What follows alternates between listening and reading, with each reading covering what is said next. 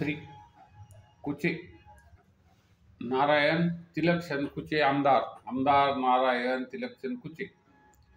आमदार नारायण तिलकचंद कुचे यांचा जन्म 5 मार्च 1974 मुकुंदवाडी, जिल्हा औरंगाबाद येथे झाला.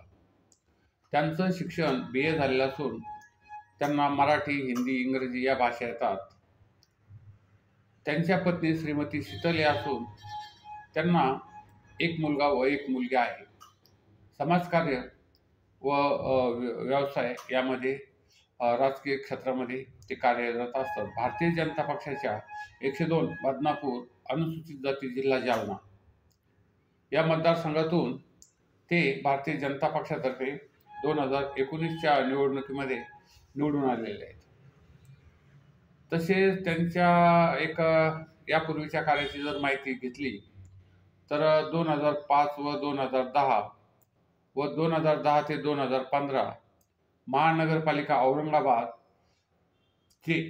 ते नगरसेवक म्हणून त्यांनी काम केले. त्यानंतर 2014 ते 2019 महाराष्ट्र विधानसभेवर ते निवडून गेले होते.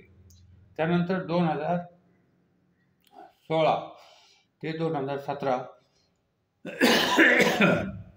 अनुसूचित जाती कल्याण समितीचे सदस्य होते. तसेच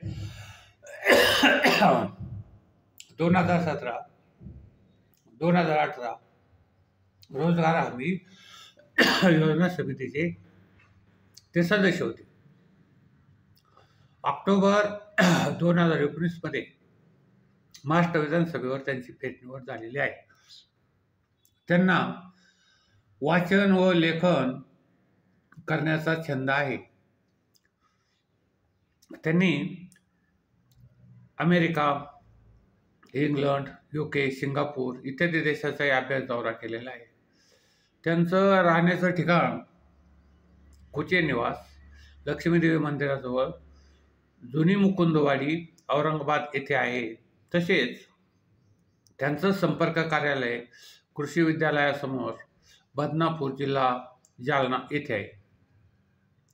त्यानंतर रूम नंबर 424 आकाशवाणी समोर आमदार निवास येथे, मुंबई येथे त्यांचं निवासस्थान आहे.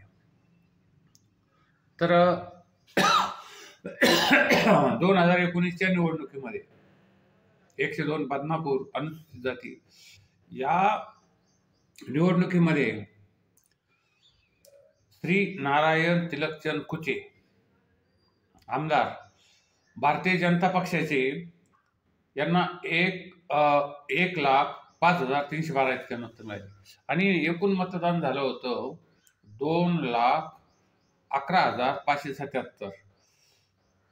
म्हणजे यांच्या विरोधात 1,06,000 इतके मत विरोधात आहेत आणि हे 1,05,000 एकट्याने एवढी मतं मिळवून निवडून आलेले. आणि मग 1,06,000 ही जी मतं मिळाली होती ती राष्ट्रवादी काँग्रेस पक्षाच्या श्री बबलू चौधरी यांना 86,700 इतके मतं मिळाली. त्यानंतर वंचित बहुजन आघाडीचे जे राजेंद्र मगरे होते यांना 9,869 मतं मिळाली. त्यानंतर डॉक्टर अश्विनी गायकवाड यांना अपक्ष होत्या, यांना 1,881 मतं मिळाली आणि नोटाला 1,753 इतकी मतं मिळाली. विरोधी मतांची जर बेरीज केली तर ती 1,06,000 इतकी मतं मिळतात आणि यांना मिळाली 1,05,000 एकट्याला मिळाली आणि बाकीच्या सर्वांना मिळून 1,06,000 मतं मिळाली. आता येथे ह्या मतदारसंघामध्ये बदनापूर या मतदारसंघामध्ये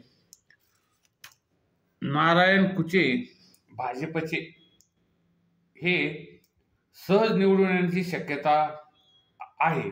असं जरी असलं तरी आता जे भारताचे जे 2 राष्ट्रीय पक्ष आहेत, एक काँग्रेस आणि दुसरा भाजप, महाराष्ट्रामध्ये या दोन भाजप पक्षाला, भाजप आणि काँग्रेसला दोन पक्षाचे गट येऊन मिळालेत.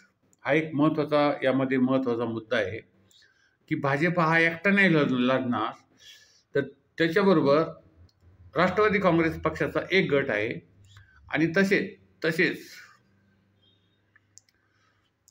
शिवसेनेचा एक गट आहे. म्हणजे हे दोन गट एकत्रितपणे बरोबर घेऊन भाजप हा निवडणूक लढवणार आहे. आणि हे जर बघितलं तर थोडीशी शंका अशी वाटते की यावेळेस किती मतांनी निवडून आलं, जवळ जालन्याचे जे पारंपरिक खासदार होते त्यांचा एक दारुण पराभवही यावेळेस झाला, डॉक्टर कल्याण काळे यांनी केला. म्हणजे यावेळेस जे काही निर्माण होणार आहे, जी परिस्थिती निर्माण होणार आहे ती जरा वेगळ्या पद्धतीची होणार आहे असं वाटायला लागलं. कारण जे पूर्वीचे जे लोक होते पारंपरिक खासदार, मग ते नगरमध्ये असो, अहमदनगरमध्ये असो, बीडमध्ये असो, किंवा इकडं सांगलीमध्ये असो, किंवा जालन्यात असो, किंवा इतर तुमच्या धुळ्यात असो, या सर्व भागामध्ये जे भाजपचे जे खासदार होते, जे पारंपरिक मंत्री होते, त्याच्यामध्ये म्हणजे हे सर्व लोक जनतेने या लोकांना निवडून दिलं नाही.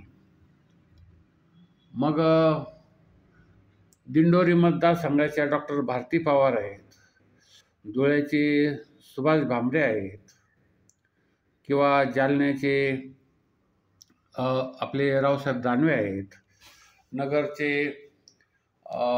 विखे आहेत, सुजय विखे आहेत, किंवा आपल्या बीडच्या ज्या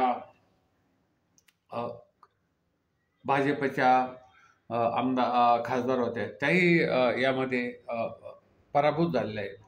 त्यामुळं यामध्ये या नेमकं परिस्थिती कशी असणार या मतदारसंघामध्ये, हे निवडून येणार का, तिकीट मिळणार का, आणि निवडून आले तर हे तिन्ही पक्ष एकमेकाला मन लावून काम करणार का, असं काही नाही.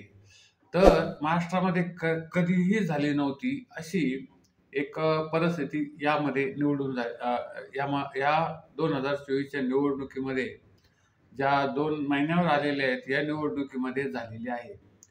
त्यामुळे कोणताही प्रख्यात ज्योतिषी जरी आला तरी तो हे नेमकं या परिस्थितीचं निदान काही सांगता येणार नाही. मग सत्ताधारी पक्षाने ज्या वैयक्तिक लाभाच्या योजना निर्माण केल्या त्याचा प्रभाव किती पडतो, किंवा आमदाराचं कार्य किती प्रमाणामध्ये, लोकसंपर्क किती प्रमाणामध्ये आहे, यावरच या मतदारसंघाचं भवितव्य राहील असं वाटतं. कारण त्यानंतर इतर पक्ष जे आहेत ते बहुजन विकास आघाडी, मराठा मोर्चा वगैरे इतर पक्ष, तर यांचे उमेदवार किती मतं खातात, कशा पद्धतीने जातात, हा एक महत्त्वाचा मुद्दा आहे. त्यामुळं येथे काय होईल हे आज जरी सांगता येत नसलं तरीही हे नारायण कुचे हे शक्यता निवडून येण्याची शक्यता आहे 102 बदनापूर मतदारसंघामधून, आणि त्याच दृष्टीने त्यांनी प्रयत्न करावेत. आमच्या ATM न्यू वर्ल्ड चॅनलला जास्तीत जास्त मराठी लोक, महाराष्ट्रातील संपूर्ण लोक, जास्तीत जास्त लाखो लोक शेअर, सबस्क्राईब व लाईक करत असतात. आणि आपणही या मतदारसंघामध्ये कोण निवडून येईल, कोण उमेदवार राहील या संदर्भाचा कमेंट करून आमच्या या चॅनलला सबस्क्राईब करा, शेअर करा आणि लाईकही करा.